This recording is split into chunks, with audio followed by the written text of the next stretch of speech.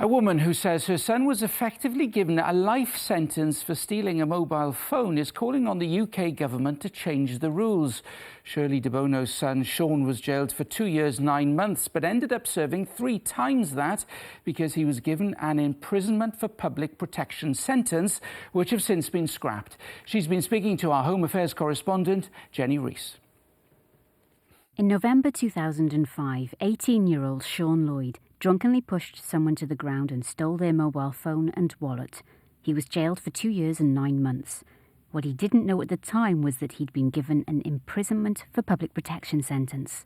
It wasn't until he'd done 2 years, 9 months and didn't get out that we started to panic. Why aren't they letting you out?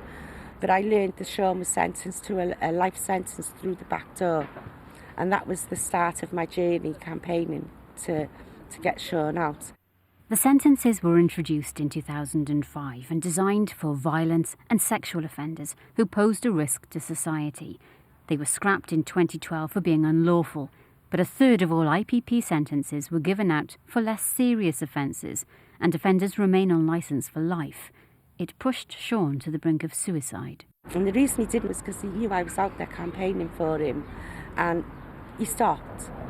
And it still brings tears to my eyes now, because if he didn't have me, he wouldn't be here. If I didn't know how to campaign, if I didn't know how to get public awareness, my son would be one of those statistics. In total, Sean served around 9 years in prison after twice being recalled because he struggled to cope with the drug addiction he formed in prison. The most recent figures show there are just over 2,000 IPP prisoners in England and Wales. Now, 92 of those are Welsh. The vast majority, 94%, have served their sentence but are still inside. In fact, nearly 200 of them were given a sentence of less than 2 years but have served more than 10 years behind bars. And an increasing number are being recalled to prison. But people get recalled for a number of different reasons. And the number of recalls for serious offences, thankfully, is very, very small, proportionally. It's tiny proportionally.